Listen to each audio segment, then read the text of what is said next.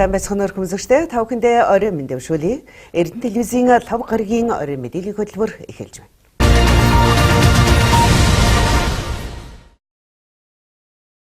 Эхнийх мэдээ танилцуулъя.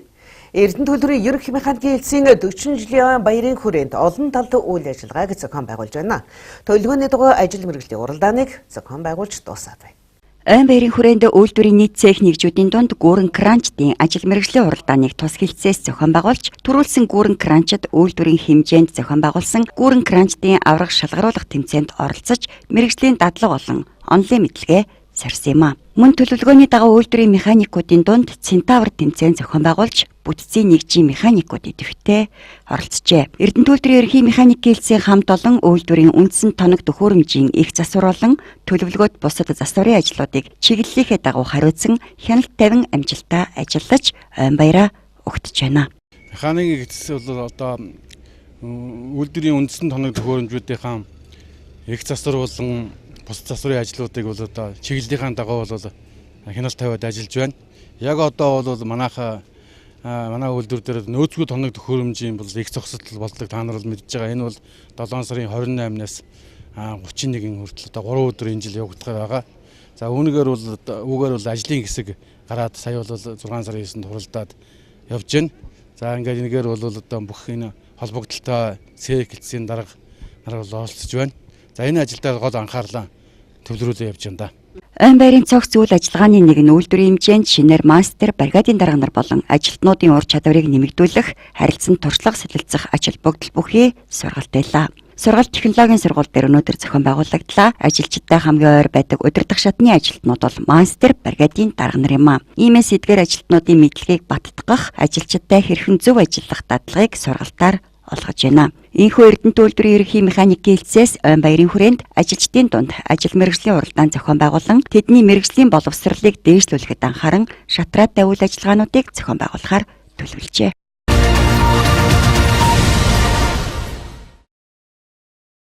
Өнөөдөр дэлхийн цусны донорын өдөр. Энэ өдрийг тохиолдуулан цусаа өгч амьдрал бэлгэлдэг хүнтэй доноруудыг алдаршуулж, иргэдээс сайн дураараа цус өгөх үйл ажиллагааг амрын талбайд зохион байгууллаа. 6 сарын 14 бол дэлхийн цусны донорын өдөр. Хүний цусны бүлэг тогтоосноор 1930 онд Нобелийн физиолог, анагаах ухааны шагнал хүртсэн Австрийн эмч дархлаа судлаач Карл Ландштейнерийн төрсөн өдөрт зориулж энэ өдрийг тэмдэглэж эхэлжээ. Цусаа үн өртөггүй сайн дураар өгөхийг уриалдаг Дэлхийн эрүүл мэндийн байгууллага, олон улсын улаан загалмай, улаан хавирган сар нийгэмлэгүүдийн холбоо, цусны доноруудын байгууллагуудын олон улсын холбоо, цус сэлбэх олон улсын нийгэмлэг зэрэг байгууллагуудын санаачлагаар 2004 оноос Дэлхийн донорын өдрийг тэмдэглэдэг болсон байна. Жил бүр энэ түнш байгууллагууд анагаах ухаан, эрүүл ахуйн тусламжийн үндэсний тогтолцоонд цусаа үн төлбөргүй сайн дураараа өгөх ажил онцгой чухал үүрэгтэй гэдгийг олон нийтэд таниулан ажилладаг. Энэ арга хэмжээнд цусаа сайн дураар өгөх үндэсний болон орон нутгийн компаниудын хөтөлбөрийг өргөжүүлж сайжруулах үйл хэрэгт цусны доноруудын байгууллага болон төрийн бусад байгууллагуудыг нэгтруулж өргөжүүлэн ажлыг нь дэмжихэд бас чиглэдэг юм а. Энэ жилийн хувьд амрын талбайд нэгдсэн үйл ажиллагааг эрүүл мэндийн байгууллагууд хамтран зохион байгууллаа. Монгол улсын хэмжээнд 26 салбар төвүүд байдаг аймагуд гэсэн үг шүү дээ, тийм үү. Манайхтай эхний нэг 5 дотор явж идэг. Өнгөрсөн жил 16 оны байдлаар бол нийт 701 уут буюу 701 хүнээс цус авсан. Тэгээ энэ тоогоороо бол яг нь хөвсгөлийн дараа 2 дугаар байранд явж байгаа. Ер нь бол сүүлийн үед цусаа бэлгэлэх, одоо донор болох ийм буянтай үйлс нэгдэх донор хамт олоннууд хувь хүмүүс бол одоо итэх бол өндөр болж байгаа. Тэ ямар нэгэн байдлаар одоо хариу нэхгүй тусыг хүргье. Миний өгсөн нэг уут цус 3 хүнийг амийг аварна гэдэг энэ юунд бол яана. Итгэвтэй оролцож байгаа манай Эрдэнэтийн ард иргэд. Энэ цусны донорын одоо үйл ажиллагааг эрүүл мэндийн газар, цусны салбар банк тийм ээ бүсэн эмчилгээ онцлогооны төв, манай аймгийн иргэдийн хурал, аймгийн засаг даргын тамгын газар, манай мөн бас хэвлэл мэдээллийн байгууллагын хамт олон байна.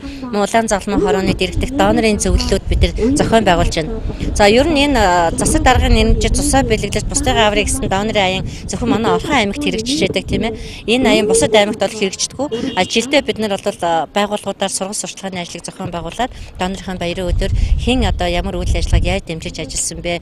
Тэр дэмжиж ажилласан буюу сурах сурталчилгаа авсан байгууллагаас хичнээн донор одоо болцлоо хангаж одоо шагналаа авч ийнэ гэж бид нар ажиллаад өгөндөг өдөр. Өнөөдөр бид нар 4 хүндэт донор манай аймаг шинээр нэмэгдлээ. Ингээд цусны донорын одоо энэ ариун үйлсэд одоо бидэртэй хамтарч ажиллаж байгаа бүх байгууллага, бүх хувь хүмүүстэй болон энэ одоо хүндэт доноруудтай баярын халуун мэнд хүргээд амьдралд нааж гараад ирүүлдэг хамгийн сайн сайхан бүхний хүссэн өрөө гэж бодож байна. Дэлхийн нийтийн донорын өдрийг тохиолдуулан хариу нэгдэхгүй буянтнуудаа алдаршуулж, шагнаж урамшуулсан юм. Энэ үеэр бүсийн оншилгоо эмчилгээний төвийн цусны салбар банкнаас аялагч төв, нийгмийн даатгалын хилдэс, Эрдэнэ үйлдвэрийн гэрээ цагдаагийн хилдэс гэсэн 3 байгууллагыг донор хамт олноор хөргөмжилсөн. Мөн байнгын цусаа бэлгэлдэг 20 идэвхтэн донорыг алдаршуулж, талархлын хуудас үн бүхий зүйлээр шагнасан. Харин хүндэт донор цол тэмдгээр Медипас эмнэлгийн эмчилгээний совилогч Батцэг, бүсийн оншилгоо эмчилгээний төвийн мужаан бандта үйлчлэгч оюун Ахмад донор оюун гэрэл нарыг шагнаж хөдөлмөр зүтгэлийг нь үнэлсэн юм. Аймгийн засаг даргын жуух хүчгээр хүндэт донор Должин сүрэн Пүрвэ, иргэдийн хурлын иргэний төлөө медалаар хүндэт донор Лав сүрэн Шүрэнцэг, Баян-Өндөр сумын хүндэт тэмдгээр хүндэт донор Үлзий сайхан Цоодол, Монголын улаан загалмай нийгэмлэгийн нэгүсэл мөнгөн медалаар цусны салбар банкны эмч Нэргүү нарыг шагнаж урамшууллаа. 1970 оноос 2000 он хүртэл 30 жил донорын халуун цус өгсөн. Би 52 литр донорын халуун цус өгсөн. Намайг донорын халуун цус өгч яхад хүнээс хүндээ өгдөг байсан. Олон 10 ээжүүдийн амийг аварч олон сайхан хүмүүст амьдрал бэлгэлсэндээ л би баяртай байдгаа. Тийм учраас Монголын бүх сайхан хүндэт доноруудаа өнөөдрийн баярын өдрийн гал халуун мэндийг хүргэж эрүүлийн хааж жаргал энэ хорвоогийн хамгийн сайхан бүхнийг хүсье. Нэлээд олон хүнийг амийг аварсандаа би бол дотоог бахараад явдгийн. Тэр хүмүүс нь мэдээж яг бидний донор гэдэг хүний хэн гэдэг хүний цусыг хийж өгс мэдэхгүй л байгаа. Уул нь манай эмнэлгийн байгууллагууд тийм хүний цус ингэж орж юм одоо тухайд ингэ танилцуулж явал бас биднээс дараа нэргээд заавал баярлах юу дэвш. Нөгөө хүмүүс ийм хүн байдгийн байна. Одоо ийм хүн одоо бид намайг аварсан юм байна. Тиймээс би ч гэсэн бас хүн аврах сэтгүүн бас төрөх байхад дотроо бас их бодож явдаг байхгүй да. Дэлхий дээр нас хүйс гарал угсаа үл шалтгаалan секунд тутамд цус илбэх шаардлага гарч байдаг. Цусны эрэлт хэрэгцээ маш их байдаг ба харамсалтай нь цусны дутагдалд орох үе их гардаг. Ялангуяа хүн амын ихэнх хэсэг амьдардаг хөгжиж буй орнуудад цусны эрэлт хэрэгцээ маш их байдаг. Цусан бүтээгдэхүүн сэлбэснээр хүний амийг аврах мис ажилбаруудыг амжилттай хийж төрхийн хүндрэл, их хүүхдийн эрүүл мэнд амь насыг нь аварч аюул төвчнөр шаналн байгаа хүмүүсийн амьдрах хугацааг уртсгадагаараа буянтай үйл юм а.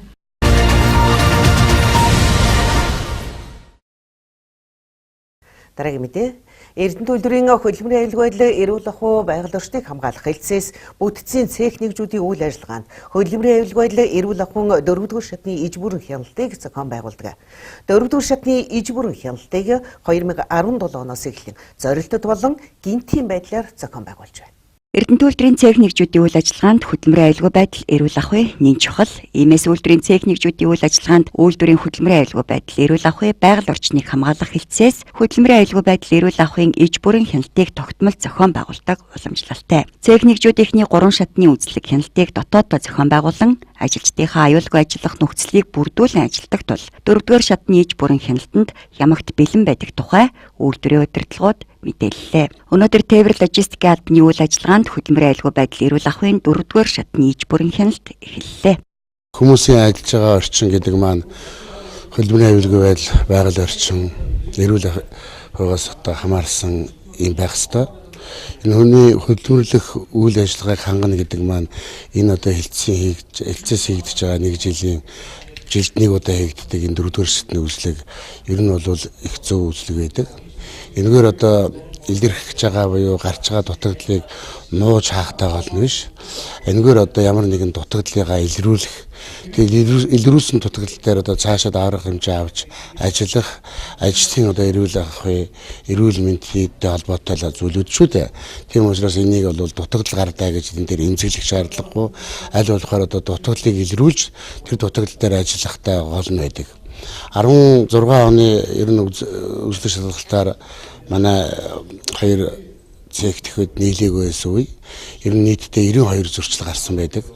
Энээс төмөр замынхын цех дээр 30, нөгөөх дээр нь 62 гарсан байдаг. Тэгээ энэ одоо дутагдлуудыг ингээд бид нар засаад залруулад хийгцэр одоо 6 зөрчил 3 нь арилаагүй 3 нь одоо арилгах шатандаа явагдсан нар өнөөдрийнхөө нүүслэгтээ нүүр залгаж байна. Тэгээ сая шүүдийн өмнө энэ 6 ямар шатандаа яаж явагдаад юу болсон тухайг нь одоо хэлжлээ. Тийм учраас энд бол ойлгомжтой байгаа. Тэгээ энэ үзлэгт одоо ер нь бол цэхийн одоо удирдлага энэ хаабын талын улсуудаас гадна ер нь бүх ажилчид энэ үзлэгийг одоо хийгээд одоо сурсан. Энэ үзлэгийн одоо өдрийг одоо хүлээх нь үн энэ өдрийн үзлэгийг одоо их бэлтгэдэг. Энэ бэлтгэснээр бас ажилчид өөрсдийнх нь төлөө л энийг хийж байгаа. Тийм учраас энэ үзлэг бол их зөв үзлэг. Энэ үзлэг өнөөдөр тохиож байна. 2 өдөр одоо үзүүлж шалгуулах харах болно. Тээвэр логистикийн албан зохион байгуулсан өмнөх 4-р шатны иж бүрийн хяналтаар гарсан акт албан шаардлагуудаас 6 нь биелээгүй байна. Үүний 3 нь биелэх шатандаа явж байгаа. Өнөөдрөөс эхэлсэн 4-р шатны иж бүрийн хяналт 2 өдөр үргэлжилж маргааш дүнгийн хурал нь болно. Аюул эрсдлийг олж илрүүлэн гарч болцшгүй осол гэмтлээс урьдчилан сэргийлэхэд чухал ажил тогтолтой учир хөдөлмөрийн аюулгүй байдлыг эрүүл ахуйн 4-р шатны хяналтыг тогтмол зохион байгуулдаг. Хөдөлмөрийн аюулгүй байдлыг эрүүл ахуй байгаль орчныг хамгаалах хэлтсээс 4-р шатны иж бүрийн хяналтыг шалгах ажлын хэсэгт чиглэл тус бүрээр мэргэжлийн ажилтнуудыг оролцуулдаг нь Монгол улсын мэргэжлийн хяналтын ерөнхий газартай дүйцэхүйц чадварлаг бүрэлдэхүүнтэй ажлын хэсэг ажиллаж байгааг хөдөлмөрийн аюулгүй байдлыг эрүүл ахуй байгаль орчныг хамгаалах хэлтсийн дарга цагаан эрдэнэ онцлолоо.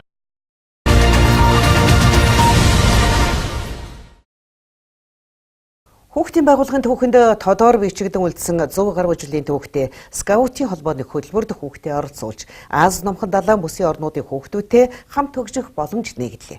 Энэ сарын 15-ныг дуустал Аз номхон далайн бүсийн 31-р жемброд оролцох хүүхдүүдийг энэрл төвдөр бүртгэж байна. 4 жилд нэг удаа болдог жембри буюу майхан цугларалт үйл ажиллагаанд 11-аас 17 насны охид хөвгүүд оролцох боломжтой юм а. Энэ удаагийн үйл ажиллагааг нүүдэлчдийн зүг ураатай Монгол улсад тэр дундаа олон улсын найрамдал цогцлборт зохион байгуулахаар болсон. Жембри олон улсын скаутуудын майхан цугларалт 50 гаруй орны нийт 6000 гаруй хүүхэд оролцоно. Аз намхан далайн бүсийн скаутын 31-р жембри нь олон улсын хүүхдийн найрамдал цогцлборт 7-р сарын 27-наас 8-р сарын 2-ны өдрүүдэд болох бөгөөд тус цугларалт манай аймагаас 200 гаруй хүүхэд оролцохоор болжээ. Одоо биднээсийг эвлэлийн байгууллага, пионерын байгууллага хүмүүжүүлдэг байсан бол өөр нэгэн байсан юу нь бол энэ скаутын холбоо юм билээ. Тэгээд энэ скаутын холбоогоор бол хүүхдүүдийнхээ яг чөлөө цагт нь яаж авьяас бэлгэн хөгжүүлэх үү, өөрийгөө яаж хөгжүүлэх үү, хамт олон дунд дотор өөрийгөө яаж авч явах уу, нийгэмд өөрийгөө яаж авч явах уу, яаж иргэн шид төлөвшөх үү, иргэнийг биднээс яаж төлөвшөө хүмүүжүүлэх үү, яаж боловсралтай сайхан одоо бие бэлдрийн хөгжил сайтай хүн болгож хүмүүжүүлэх вэ гэдгийг энэ скаутчууд бол бүгдийг хийж өгч бүх юунд явагддаг ийм сайхан одоо байгууллага гэж би бас харж явдаг. Би өмнө нь бол энэ байгууллагын гишүүн байснаас ингэж бас зүйлийнх нь юу гэднээс байсангүй. Тэгээ одоо зүйлийнх нь дараагаар ингэж сонгогдсон ажиллаж байгаа тул бас Орхон аймгийнхаа хүүхдүүдийг Орхон аймгийнхаа эцэг эхчүүдийг энэ сайхан юунд хүүхдүүдээс оролцуулаасаа манай аймгийн засаг даргууд нь засаг даргын тамгын газар энэ манай Орхон аймгийн маань бүх одоо олон нийтийн байгууллагуудын засаг төрийн маань байгууллагыг маш сайн дэмжиж байгаа. Одоо бүх Улаанбаатар хүртэлх замын зардал, дунд нэг хоолны зардал, өөрийнх нь хувцсны жигдрүүлэлт эднүсийг аль болох одоо Орхон аймаг гэдэг маань бас сайхан нэртэй төртэй аймаг. Энэ том үйлдвэрийг түшгэсэн ийм болох дээр зэрэг ямар ч байсан хүүхдүүд нь хүртэл цогдөө байгаасаа их сайхан байгаасаа гаднаасаа ч гэсэн одоо их сайхан байхыг одоо хичээж биднээс ажиллаж байна энэ. АСЕМ-ийн чуулга уулзалттай энэ зэрэгцэх томоохон хэмжээний үйл ажиллагаанд дэлхийн өнцөг булан бүрээс ирсэн үе тэнгийнхэнтэйгээ нэг хотхонд байрлаж бүх хөтөлбөрт оролцож нэг гал тогоонд хоолоо хийнгээ тэдэнтэй их хэлээр ярилцаж гадаад хэлнийхээ мэдлэг чадварыг нэмэгдүүлж цаашид байнгын харилцаа холбоотой байх боломж нэгдэдгээрээ онцлог болж өнгөрдөг байна. Энэ жилийн хувьд дэлхийн 50 гаруй орноос 2000 хүүхэд ирэхээр болсон бол манай улсын 21 аймаг 9 дүүргийн 4000 хүүхэд оролцох юм байна. Квотын дагуу бол одоогоор яг 120 хүүхэд бүртгэгдсэн байна. Яг 6 сарын 14-ний байдлаар 121 хүүхдийн маань 70 хүүхэд нь төлбөрөө төлсөн, үлдсэн хүүхэд нь төлбөрөө төлнө гэсэн байгаа. За тэгэхээр дахиад 80 хүүхэд ерөөхдөө дутуу байна. Тэгээд ерөөхдөө бүртгэлийг инэрэл төв дээр хийгдэж байгаа. Ерөөхдөө ажлын цагаар бүх зүйлийг хийж байгаа. Ажлын бус цагаар бол наттай уцаар холбогдоод 8800 6524 гэсэн уцаар холбогдоод бүртгэл хийх боломжтой байгаа. Залуучууд нэгд ор цуглаж үндэсний онцлогийг харуулсан шоу хөтөлбөр ёслолын ажиллагаа Галын наадам бүхий Жембрийн нээлт хаалтын ажиллагаанд хамтдаа байж Монгол уламжлал баяр наадамд эх орноо сурталчилж түүх соёлоор бахархаж дэлхийн өнцөг булан бүрийн үе тэнгийн залууст 21 аймаг 9 дүүргийн төлөөлөгчдийн урлагийн тоглолтыг үзүүлэхээр бэлтгэл ажилд орсон байна. Өмнөх удаагийн Жембри энэтхэг улсад зохион байгуулагдаж байсан бол энэ удаад Монгол оронд болж байгаа нь манай улсын хүүхэд багчуудад давуу талтай бөгөөд олон чадварт суралцах өөрийгөө нээх боломжийг бүрдүүлж байна.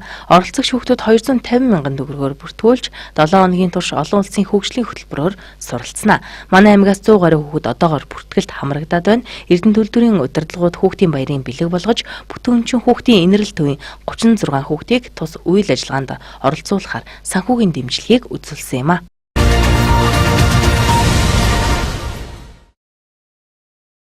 Лавгаргийн мэдээллийн хөтөлбөр танд хүрж байна. Дараагийнх мэдээ танилцуулъя. Эрдэнэ төлөвлөрийн ажилчдад халуун хоолоор үйлчилдэг гэрээт компаниудын хоол үйлдвэрлэлд Эрдэнэ төлөвлөрийн Эрдэнэ соёлын цогцлборын хүнсний эрүүл ахуйн хяналтын багаас тогтмол хяналт тавин ажилдаг. Оны ихтэй 5 сарын байдлаар нийтдээ 115 удаагийн хяналт шалгалтыг зохион байгуулсан байна. Үйлдвэрийн ажилчдад халуун хоолоор үйлчилдэг компаниудад хийсэн үйлчлэг шалгалтаар илэрсэн зөрчил дутагдлыг газар дээр найрлуулан хугацаатай арилгах зөрчил дутагдлын дагуу хяналт тавин ажиллаж байна.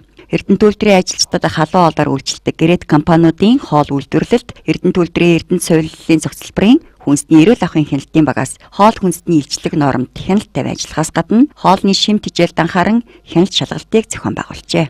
2017 оны 1 сарын 24-ний 74 дугаар тушаалаар бол нэлээд илчлэг маань буурж ирсэн байгаа. Тэгээд энэ шимтгижэл тал дээр нь бид нэр гэрээт компаниудтай бол албан шаардлагаар болохоор химийн гаралтай амтлагчаас татгалзаж везлогийн гаралтай буюу ургамлын гаралтай амтлагчаар хоол үйлдвэрлэлд оруулж тодорхой хэмжээний ажилчдад шимтгижэл тал өгөх зорилгоор гэрээт компаниудад үүрэг даалгавар өгөн энэ сая 5 сард бол амжилттайгаар бол гэрээт компаниуд маань хоол үйлдвэрлэл хийгээд ажилчдад бол хүргэсэн байгаа. Үүнд болохоор халгаагаар хоол үйлдвэрлэл явуулах, бууцаа ашиглах, жууцаа халиар гэд гих мэт жургамлын гаралтай түүхийд материал ашиглан хоол үйлдвэрлэлд оруулсанд бол энэ бол ажилчдад бас тааламжтай байсан. Нэгдүгээрт, хоёрдугаарт гэх юм бол хоол үйлдвэрлэлийн хоолны шимтгижэл чанарыг нэмэгдүүлж ажилчдыг чиг бан өвчнөөс урьдчилан сэргийлэх зорилготойгоор хоол үйлдвэрлэлийг явуулж гаргасан багмаа. Хоол үйлдвэрлэлд хоол хүнсний шимтгижэл чухал учир үйлдвэрийн ажилчдад төрөл бүрийн ургамлыг оролцуулан шимтгижээлд нь анхааран ажиллаж үйл ажиллагаагаа зохион байгуулахыг хүнсний эрүүл ахуйн хяналтын багаас гаргажээ. Уул уурхай хүнд үйлдвэрийн ажилчдын эрүүл мэндийг дэмжих, чийг бам өвчнөөс урьдчилан сэргийлэхийн тулд хоол хүнсний шимтгижээлд түлхүү анхааран ялангуяа зуны улиралд байгаль экологийн гаралтай бүтээгдэхүүнийг сонгон хоол хүнсэнд түлхүү хэрэглэхийг анхаарууллаа.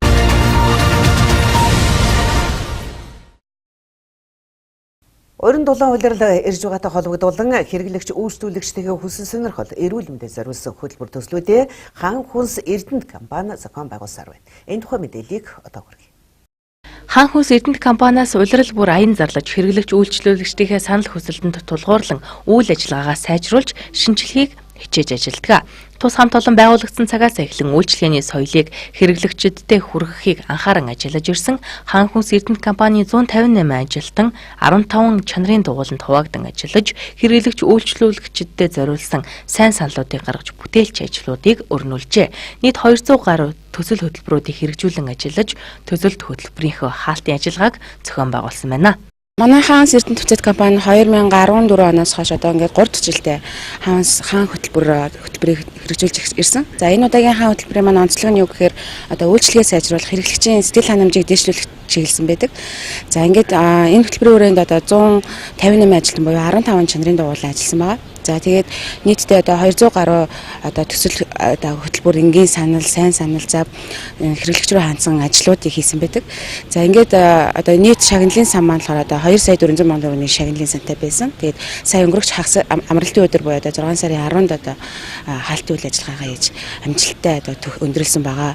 За одоо үргэлжлүүлээд Монхан хөтөлбөр 6 буюу одоо үйлдвэрлэлийг сайжруулах, үйлдвэрлэлийг одоо үйлчлэгээтэй хамтдаа сайжруулъя гэсэн хөтөлбөр маань одоо ингээд нэгдэд цаашдаа бас дугуулангууд маань бас өргөжж ажиллах ийм одоо үргэлжилсэн ийм ажил маань үргэлжлэн явж байгаа.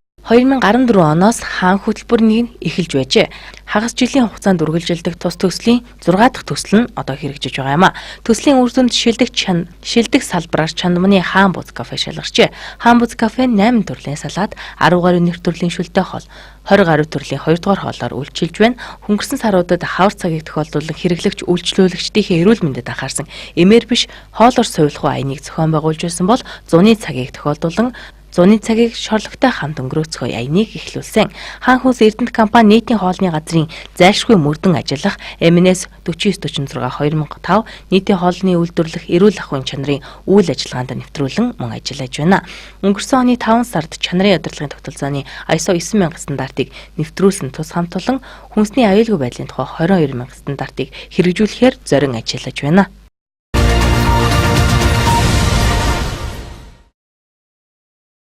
Манай мэдээллийн хөтөлбөрөөр зочны ярилцлагын цагаар үргэлжилж байна. Зочинтой сэтгүүлч Мөнх Уянга ярилцсан.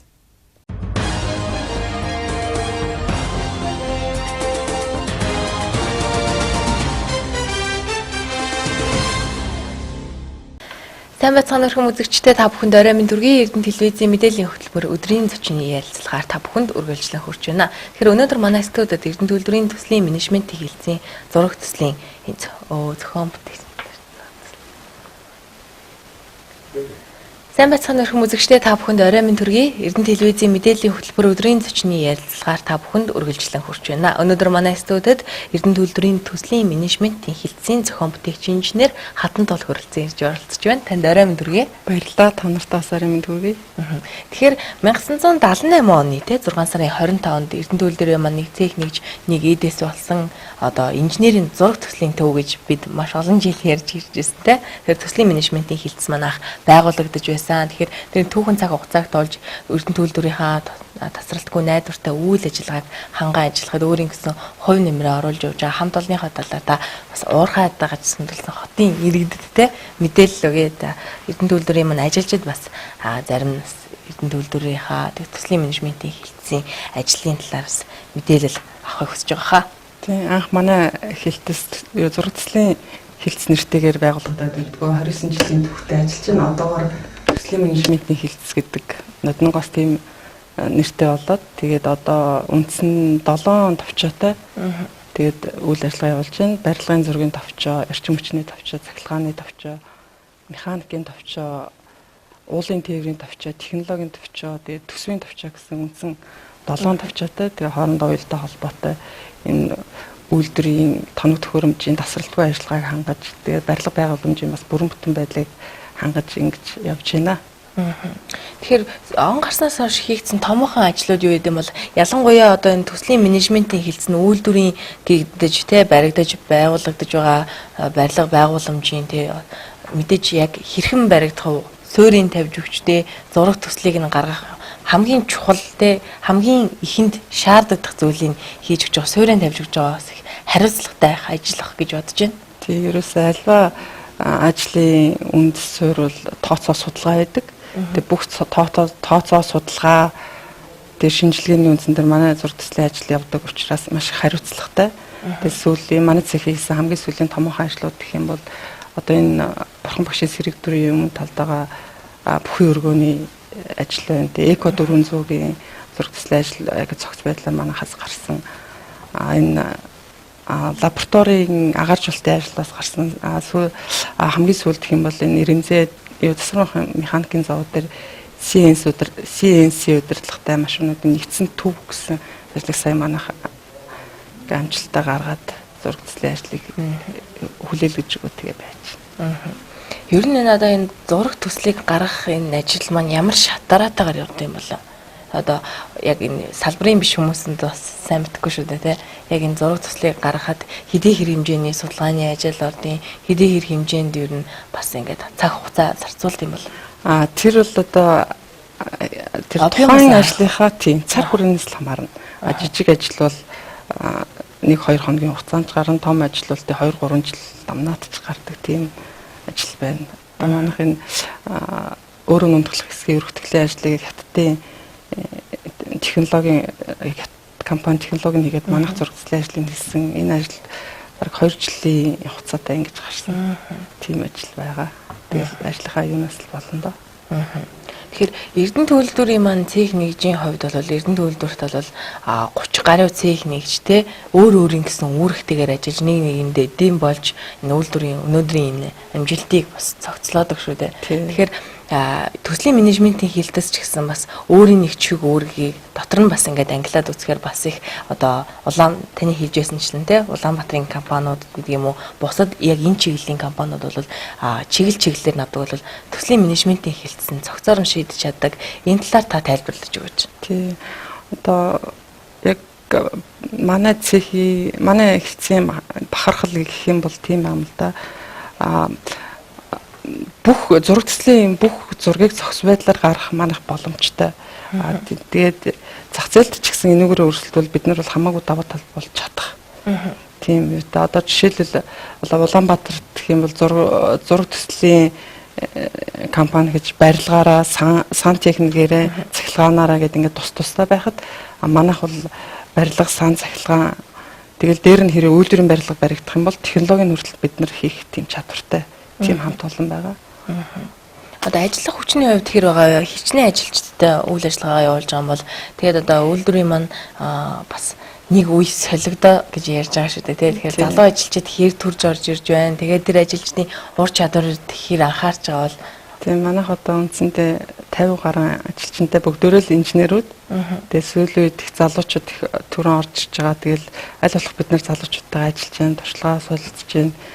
Яг үйлдвэрийн зүгээс биднэрт яг хүсэх юм байдаг бол энэ хүмүүсээ одоо сургах тал дээр нь анхаарч бид нар бол одоо ингээд ганц хоёроор нь явуулаад сурахад одоо юу өсвөн мөнгөний хувьд хүрэл хэцүү байдаг бол ажлын байран дээр нь сурах тийм бол боломж байдаг. Тэгээд тэр тал дээр бас жоохон анхаарасаа гэж хүсэж явдаг да.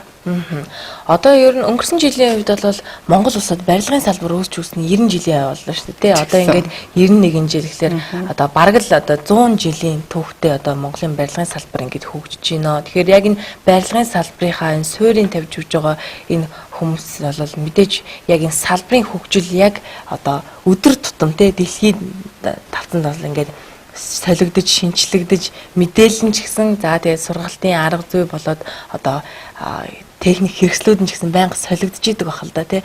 Яг тэдэнд одоо хөл нийлүүлэн алхахын хувьд одоо төслийн менежментийн хилцээхэн маань яаж анхаардаг болоо тэгээс хувьдаа өөртөө чадваржуулах гэдэг юм уу тий.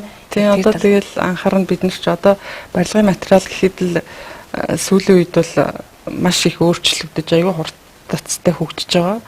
Тэгэл энийг аль болох зураг талтаа нэвтрүүлэх шаардлага бол бидэнд байдаг. Тэгэл янз бүрийн үзэсгэлэн худалдаанд хүмүүсээ явуулдаг. Тэгээд интернет гэж нэг сайхан юм байна. Тэгээд тэрүүгээр л ашигладаг да. Өөртөө ор чадрыг нэмэгдүүлэхэд тий. Тэгэхээр өнгөрсөн жил хийгдсэн томоохон ажлууд гэвэл юу байгаа л төслийн менежмент хэлцээ хамт олон. Өнгөрсөн жилийн хувьд бол бас ингээд үйлдвэрийн хувьд бас нэг онцгой жил гэсэн одоо за тэгээд бас үйлдвэрийн байдлын хувьд ч гэсэн тий. Тэгэхээр яг тэрнтэй холбогдуулаад бас олон ажил хийсэн том ажил гэх юм бол бүхий өргөөл байна да. Хэдийн хугацаанд энэ зураг төслийг гаргасан бол бараг 2 жил орчим болсон. Тэгээд яг цогц байдлаар нь бид нар гаргаад төлөвлөж өгöd одоо нэлийн явцсан л байгаа. Тэгээ барилгын ажил нь цогцол байгаа юм шиг лээ. Одоо дахиж нэмж одоо нэг зураг төслийг гаргачаад дахиж ингээд нэмж дахиж зураг төсөл дээр нь ажиллах тийм шаардлагууд хэрэг тулгардаг бай. За яг шинэ юмн дээр бол нэг тийм юу бол гарахгүй. Тэ анханасаа нөгөө захиалагчтайгаа тохироод тэгээ явхад бол хүндрэл бага байдаг. Тэгэхээр энэ жилээс бас үйл ажиллагаанд гарч байгаа шинжилэлүүд юу байна та бүхний ажилд? Тий одоо энэ жилээс он гараад манайх нөгөө урсгал засвар их засварын ажлын энэ зураг төслийг манайх гаргадаг болсон. Тэгээ энэтэй холбоотой манай ажил бараг 2-3 дахин нэмэгдсэн. Одоо их засварын 193 ажлын чагсаалд орж ирсэн. Урсгал засварын 234 ажлын чагсаалт бид нар дээр орж ирсэн. Тэгээд ер нь хамаг хүч болтойгоод ажиллаад тэгэл ажиллаж байна. Тэгээд их засварын ажил 98% та бид нар гүйцэтгэсэн байна. Урсгал засварын ажил бараг 80%. Одоо тэгээд энэ 6 сард дуусах төлөвлөгөөтэй ажиллаж байна. Тэгээд энэний хажуугаар бид нөгөө бусад цэг хэсгүүдийн тасралтгүй байдлыг хангах тийм захиалгатай ажил, төлөвлөгөөтэй ажиллаа давхар ингээ хийж явдаг. Тэгэхээр мэдээж бас ажилчдын ачаалал аяг байгаа. Тэгээ манай хамт олон маш сайн нэг баг болж ажиллаж чадж байгаа. Тэгээ сайн нөгөө ерөнхий захирлын 734-ийн Б гэсэн тушаал гараад манай цэг дээр 3 төсөвчин нэмж өгсөн. Тэгээ энэ 3 манаас бидний ажил тусдын болоод нэлээд хүн хүчилж байгаа. Манайх ч ерөөс үндсэндээ 3 төсөвчөнтэй. Тэгээд яг одоо жишээлбэл манай групп хэд барилгын зургийн товчоогт өнөөдөртөө яг 12 инженер ажиллаж байгаа. Тэгээд 12 инженер ажиллаад зураг гаргахад дээр нь нөгөө 3 төсөвчин маань хаанаач ирдгүү. Тэгээд дээшээ хүсэлтэй. Тэгээд энэ 3 төсөвчнийг шийдэж өгсөн. Тэгээд манай тодорхой хугацаатай л ирсэн байлээ. Тэгээ нэлээд хурдцтай айгу сайн явж байгаа. Би бас энэ ташинд их ашиглаад ажлынхаа хамт олонд баяр хүргэмээр байна. Манай залуучууд маш сайн байсан. Тэгээд бүгдийг ажлуудыг цаг хугацаанд нь сайн чанартай хийж байгаа хэлмээр байна. Мэдээж давхар ачаалал авсан ч гэсэн яг цаг хугацаанд нь хийхийн тулд нэлээд хичээж ажиллаж байгаа хаа гэж бодож байна. Тэгэхээр ер нь бас Эрдэнэ төлбөрийн цех нэгж болгонд ингээд өрнөж байгаа томоохон ажлууд байна шүү дээ. Хэмнэлтийн бодлогоч гэж яригдж байгаа сүүлийн жилүүдэд. За тэгээ мөн бүтээмжийн хөдөлгөөнөөр одоо бас ажилчдын сан санаачлалыг нэмэгдүүлэхэд их анхаарч байна. Тэгээд үйл ажиллагаа болгондоо ингээд чиглэл бүр нь өөр учраас үйлдвэрийн 30 хэдэн цех төслийн менежментийн хэлцээний зураг төслийн судалгаа гаргах нь тооцоолол хийх энэ ажил дээр бүтээмжийн хөдөлгөөн хэр өрнөдтэй юм болоо яг за тэгээд хийхснээр энэ ажилтны сан санаачлах хэр нэмэгдэж ажил бас урагшлахад хэр төлөвлөж болж байгаа болоо. Тийм бүтээмжийн ажил гэхээр миний нэг бодол байдаг юм л да. Одоо манай цех ч ерөөсөө нэг онцлог нь үйлдвэрийн одоо 20-30-аад цех байдаг шүү дээ. Бүх цех дээр үйл ажиллагаа явуулдаг бид нар. Тэнд одоо ямар тоног төхөөрөмж эвдрэл гэмтэл ямар одоо барилга байгууламж нь одоо хуучирч мууцсан байна, зас сэлбэх юу вэ те. Бүх ажлыг манай хэлтэс гүйцэтгэдэг. Тэгэхээр бид нар бол тухайн цех нэгжүүдээр байгаа инженерүүдтэй хамтарч ажиллаж энэ бүтээмжийн чиглэлээр юу одоо сан санаачлагыг гаргах илүү боломжтой. Тэрнээс яг манай ажил дээр бид нар яг өөрсдийнхээ ажил дээр юу тийм бүтээмжийн чиглэлээр юм гаргана гэхээр жоохон учир дутагдaltaй. Бид нар ч одоо яг 7 ажиллагаатайгаа уялдуулж тэгж хийвэл яг зураг төслийн чиглэл зураг төслийн ажил дээр нь манайх ягаад ч юм те нөгөө талаас тийм ажил ер нь ганц хоёр гарсан л да. Одоо манай механикийн товчон энтрээс юу зураг төслийн хийгээд аль цэгтэй ч үлээ тэгж тиймэрхүү ажил гарсан. Энийг л ер нь яг хамтын чиглэлээр гаргавал ер нь илүү үр дүнтэй юм болов. Яг үйлдвэрлэл талдаа тийм яг үр ашиг гаргах тийм боломжтой л гэж бод. Хамтын ажиллагааныхаа үр дүнд илүү одоо ололт амжилттай шийдэлтэй. Тэгэхээр ярилцлагын төгсгөлд та энэ хамт олонныхоо энэ онд хийж хэрэгжүүлэхээр төлөвлөсөн ажлууд бас дурдаж мэдээж бас энэ оны одоо хагас илрэл бас өнгөрөөд байна. Мэдээж ажлын амжилтууд их байна. Ер нь бас 17 онд хийж хэрэгжүүлэхээр төлөвлөсөн ажлууд юу вэ? Энийг яг ингээд тодорхой ингэж хэлэх тийм юу үгүй л дээ. Бидний ажиллаж яагаад гэх юм бол яг нэг үйлдвэрийн бусад цэг хэсгүүдээс ямар захиалга орж ирнэ. Тэрний дагуу нөгөө төлөвлөгөө боловсруулж ажилладаг учраас тэгээ энэ юу хямралтай холбоотой яг тийм сүүлийн үед бол том ажил бол ерөнхийдөө орж ирэх нь зогссон байгаа. Тэгэл яг жижиг үйлдвэрийн үйл ажиллагаа тасралтгүй хангахтай холбоотой тийм ажлууд л орж ирэл тэгэл тэрийгээ цаг хугацаанд нь тэгэл явж байна да. За баярлалаа. Бидний урилгыг хүлээн авч мэрч манай студид хүрэлцэн ирж за үйлдвэрийн бас нэгэн одоо тий онцгой үүргийг гүйцэтгэж хүлээж ажиллаж байгаа төслийн менежментийн хэлтсийн үйл ажиллагааны талаар мэдээлэл өгсөн танд их баярлалаа. Мэдээж бас өндөр ачаалттай ажиллаж за тэгээд үйлдвэрийн ажлыг цаг хугацаанд нь хүргэж хийж өгч байгаа танай хамт олонд нийт хамт олонныхоо зүгээс баярсан талархснаа илэрхийлье. Цаашдын ажилд мөн амжилт хүсье. За стах баярлалаа. Та нартай бас ажлын амжилт хүсье. За баярлалаа үзэгчдээ мэдээллийн хөтөлбөр үргэлжлэн хүрч байгаа. Тэгэхээр өнөөдөр студид төслийн менежментийн хэлтсийн зохион бүтээгч инженер Хатан Тул оролцсон. Та бүхэн үзэгчдээ та бүхэн мэдээллийн хөтөлбөрөөр үргэлжлүүлэн хүлээн авч байна.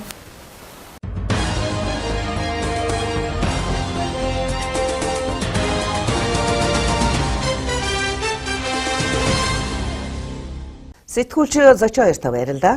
Одоо та бүхэн үргэлжлүүлэн улс орон болон дэлхийд дахинд өрнсөн онцлог үйл явдлын дараах мэдээллийг сахим утаснаас бэлтгэснийг хүлээн авна.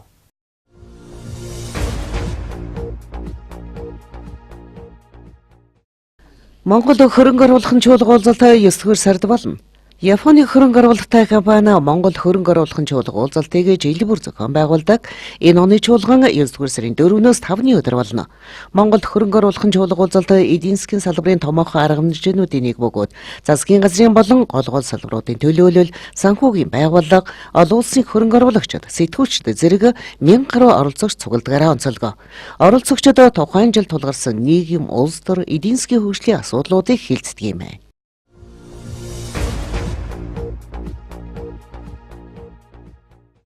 Дундаж салин өмнөх оныхоос 10% нэмэгдэж 959 мянгад хүрсэн байна. Үндэсний статистикийн хорооноос энэ оны эхний 5 сарын нийгмийн эдийн засгийн статистикийг танилцууллаа. Эрүүл мэндийн нийгмийн даатгалын шимтгэл төлөгч нэг ажилтан ногдох сарын дунд цалин энэ оны 1-р улирлын байдлаар 959 мянгад төгрөг болж, энэ нь өмнөх оны мөнөөс 87 мянгад төгрөгөөр, өмнөх улирлаас 16 мянгад төгрөгөөр нэмэгдсэн дүү юм. Цалин өсгөд олон улсын байгууллагад ажиллагчдын цалин 142 мянгад төгрөг, тээврийн салбарынхаа 116 мянгад төгрөг, боловсруулах үйлдвэрийн салбарынхаа 197 мянгад төгрөг, уул уурхай олборлтын салбарыг 519 мянган төгрөг, мэрэгжлийн шинжилгээ ухаан техникийн үйл ажиллагааны салбарын цалин 310 мянган төгрөгөөр тус нэмэгдсэн нөлөөлсөн байна.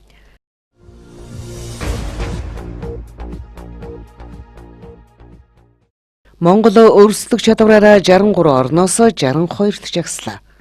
Дэлхийн өрсөлдөх чадварын дэргэдэх олон улсын удирдлагын хөгжлийн хүрээлэн нь жил тутам дэлхийн өрсөлдөх чадварын жилийн тайлан эрхлэн гаргадаг. 2017 оны тайланд Монгол улс 63 улсаас 48.1 оноогоор 62-т эренбэлэгдсэн байна.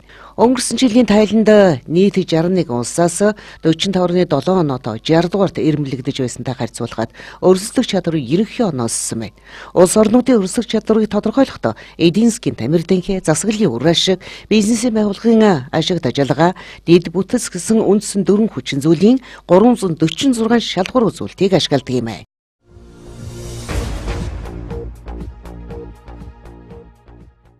Шүүлхийн өвчтөд тэмцэхэд 176 сая төгрөг зарц суулсан байна.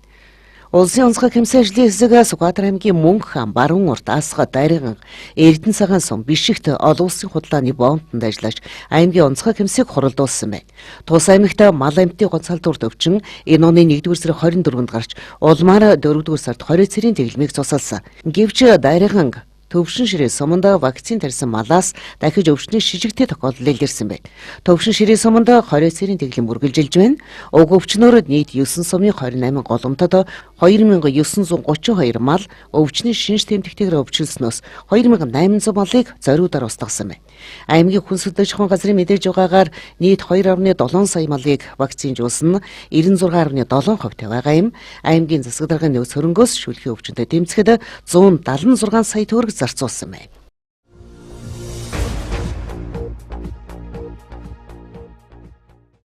Хамгийн найдвартай мэдээллийн хэрэгслүүдийг нэрлэлээ. Ардчлалын 3 дугаар чуулга үргэлжилж байна. Энэхүү чуулганыг Конрад Аденауэрийн сан болон удирдлагын активаас хамтран зохион байгуулж байгаа юм. Чуулганаас хамгийн түрүүнд улсын хурлын гишүүн болдын би өөрийн мэдлийн бүх хэвлэл мэдээллийн хэрэгслээс татгалзаж байгаагаа мэдгэж байна гэсэн мэдээллийг хүргэсэн. Харин энэ удаад монголчуудын хэвлэл мэдээлэлд хандах хандлага судалгааны үр дүнг Сантамарал сангийн захирал Сумата танилцууллаа. Энэхүү судалгаанд нийт санамсаргүй төвөрийн аргаар Улаанбаатар хотын дүүргүүд болон нийт 8 аймгийн 1200 хүн хамрагдсан байна. Судалгаанд оролцсон иргэдийн дийлэнхэд буюу 67.4% нь дотоодын мэдээллийг илүү үздэг гэж хариулсан байна. Харин улс төрийн мэдээллийг 30, эдийн засгийн мэдээллийг 24% нь үзэж сонирхдог гэсэн байна.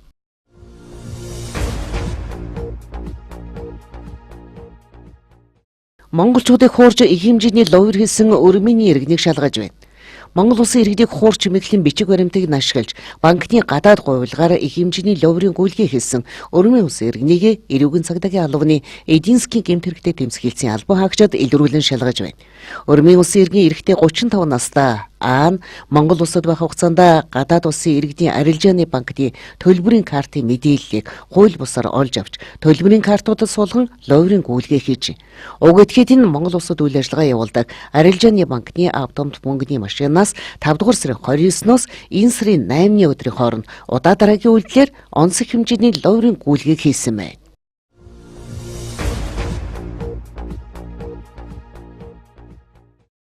Мэдээллийн хөтөлбөрөөр төгсгөлдөө хотуудын ойрын 3 хоногийн цаг агаар мэдээ арилжааны банкудаас сэргүүлсэн валютын ханшийн мэдээллийг хүргэе.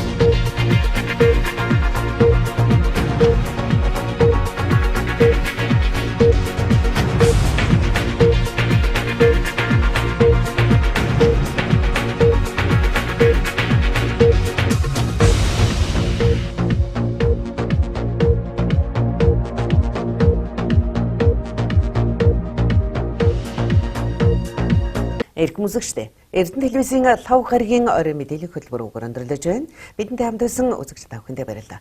Та бүхний маргааш ажилд амжилт хүсье. Баяртай үзэгчдээ.